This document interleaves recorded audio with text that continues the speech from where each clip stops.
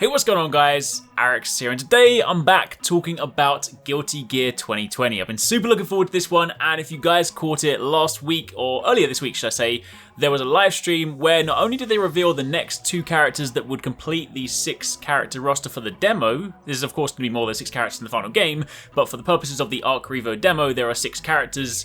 And those 2 reveals were really cool, by the way. We'll touch on that in a moment. But on top of that, we also got to see our first look at gameplay. And I've been so incredibly anticipating this because up until this point, I mean, all the snippets they've shown in the trailers have been fantastic. But anytime you kind of have no HUD on there, of course, they put in a lot of the cinematic stuff. It's really hard to like actually pick it apart and see what's new. And of course, one of the big things, one of the big question points a lot of people have had is that when they first announced this, they did say they wanted to make some changes to try and make the game more accessible. And of course, that's had quite a few people worried because they're worried that, you know, are they going to suddenly make this game super easy? Are we going to be looking at like a ton of auto combos and just, you know, making it super casual, which then rips apart what Guilty Gear is known for? And hopefully now we've had a chance to actually see the gameplay, it's kind of put some people's minds to rest. Obviously, a lot of this stuff we still need to go hands-on with ourselves. So once we get to actually play this, I'm really hoping that eventually they take this demo and actually put it like online, even if they just do like a temporary, like a very short weekend beta. I just want a little taste. I just want to try it. Like, come on, Arc System, give me, please just give me a tiny taste of the game. Anyway, point aside, we got to see some gameplay. There are, of course, keep in mind this is a very early build. Stuff like UI, 100% is placeholder. UI in games is invariably one of the last things to go in. So a lot of people, like the initial comments were just like, I don't like the UI. It looks weird. And I think it's safe to say that stuff is placeholder. I can see a lot of that stuff. I mean, maybe some of it might be, you know, like a direction they're trying to go in, but I'm pretty certain that a lot of that UI will drastically change once we get closer to launch. So don't worry too much about that. It might be a little bit distracting to begin with when you look at some of the gameplay, but once you kind of seen it for a few times, it very quickly fades into the background. But what I really want to talk about is the gameplay, because actually seeing this game in motion, this looks fantastic. Like, Arc System Works are the GOATs when it comes to fighting games. They are like the quality bar. They set the quality bar when it comes to the stuff they can do with 2 or like 2.5D fighters. I mentioned before, like, I just love the way they do animations. If you still haven't seen that video on like the way that Guilty Gear or the way that Arc Systems do their animation for things like Guilty Gear, it is a fantastic watch. It's fascinating, but it goes to show why their games look so good in motion, right? And seeing this thing, even bear in mind, of course, a lot of the gameplay came from streams, so if it's a little bit slightly lower quality, I think a lot of the streams were actually done in 720. So if the game's already looking this good in like a 720p not great quality live stream, I cannot wait to see it in person, right?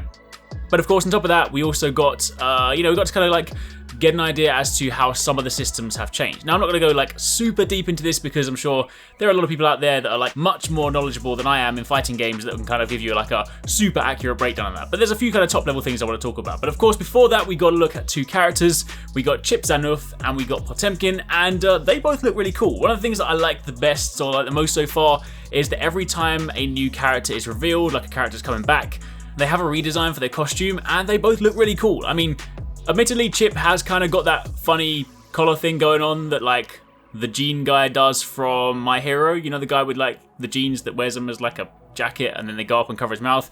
He's kind of got that thing going on. Or people have also kind of likened it to the weird Kanye costume. Anyway, that aside, I'm also liking the really kind of cool sort of Oni demon rope he's got around his waist. I'm just liking his new look. So he looks really cool. And then of course, Potemkin is also looking very, very awesome in his sort of like new setup. He just looks like a massive dominant force. He's just that big hefty grappler guy, right? So he's kind of cool. But yeah, seeing those guys in motion, seeing those guys added to the roster, that is going to make for a really, really cool demo. And of course, it kind of goes to show that the reason or the way that they sort of chose those characters, because when you actually look at the character select, they've actually kind of grouped characters based on their different stats, like their mobility, their speed, their ease of use and things. So it's quite cool to sort of see what they're testing, what they're kind of playing around with, like layouts. Again, you know, UI stuff is obviously subject to change, but it's interesting to sort of see early on in development, like their thought process for some of the stuff they're doing, like layout wise. But a few top level things for those of you guys that kind of have played Guilty Gear before, a few things worth noting. One of the things they've done this time around, they've actually got a dedicated dash button, which is typically assigned to L3, but keep in mind it's a fighting game, right? You can map this to wherever you want,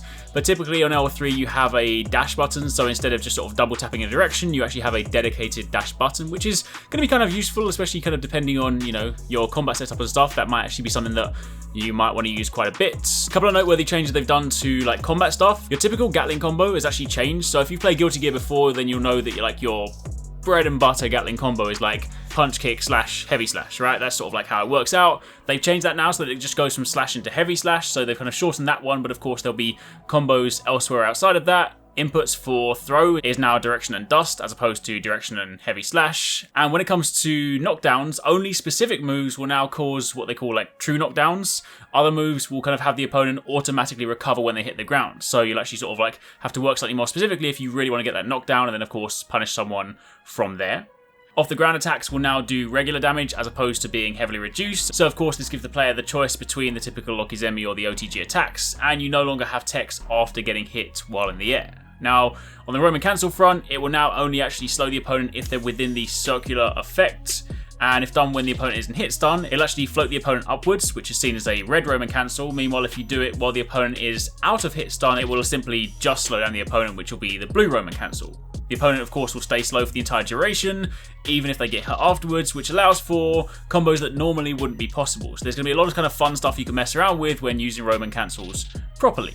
One of the really cool things, and this kind of taps into what we saw in the trailer, is that some counterattacks are now cinematic. So obviously, yes, when you have those kind of character announcement trailers and they do all the fancy camera movements, sometimes that is, of course, just for the trailer. Sometimes that's just the dev tools they have. But it's kind of cool to sort of see that some attacks and some counters will actually have those cinematic angles. They're really going to kind of play up some of that because, yo, that looks fantastic in motion. Also, wall bouncing is now a thing, which allows you to, of course, extend your combos when you have someone at the corner, which is going to make for some rather crazy setups, especially when it starts getting to like tournament stuff. I cannot wait to see that stuff. But after a number of wall bounces, the wall can break, which will then transition you into the part of a new stage, which then, of course, resets the neutral. Additionally, if you were the player that broke the wall, you also get a short buff to the tension gauge generation. Furthermore, interesting one for those of you guys that maybe kind of play slightly more turtled up in the corner, chip damage will apparently no longer kill, which is interesting. I mean, I'm kind of very used to all like that in fighting games, so not exactly sure how that will play out. But either way, some interesting changes. I mean, that's of course just kind of listing off a few things top level. There's of course a lot more kind of granularity to it, a lot more sort of finer details, but they are making some changes, but from what I can gather, it still looks like it plays really, really well. So, I mean, for sure, it's going to be one of those things that until you kind of get to go hands-on, you're not really going to know how those changes feel. Like, it's one thing to read them off and one thing to kind of like read about them and be like, oh, okay, cool, this is what they're changing. But until you actually sit down and start, you know, flowing with your combat and sort of just seeing how things feel back to back and just sort of seeing how things feel like in motion, it's going to be kind of difficult to sort of like know how good or bad those changes feel. Either way, I'm still super impressed from what I've seen thus far. I haven't like initially, from like the initial kind of like live stream stuff, had any sort of major alarm points that have sort of jumped out to me. It's one of those kind of things, again, they'll largely speaking present themselves more so when you play it. I have at the moment basically just had to kind of go off of, you know, live streams, trailers, and that kind of stuff. So yeah, genuinely hoping that I get to go hands-on at some point. And even if they don't end up making the demo playable online, you know, in the foreseeable future, at least once people have a chance to go hands-on at Arc Revo demo, we'll at least get kind of a better idea from, say, some of the FGC community, some of the veteran players, and they can kind of really kind of break down what these changes actually mean. Either way, for the time being, I'm super excited. The characters they've shown so far look fantastic. Cannot wait to see more. Definitely still waiting for some of my favorites. Gameplay looks solid, and I can't wait to go hands-on. Definitely something I want to be doing more of. So again, if you guys are a fan of Guilty Gear and you want to see more of that on the channel, then stick around, because as and when we get close to launch, as and when we get any more kind of noteworthy information, I'll be sure to share that with you guys. I really hope you guys enjoyed that video. Remember to hit that subscribe button and also click on the little bell icon to turn on notifications so you don't miss my next upload. Also, don't forget, you can check out 269 and Paradise Central streaming over on Twitch 6 days a week.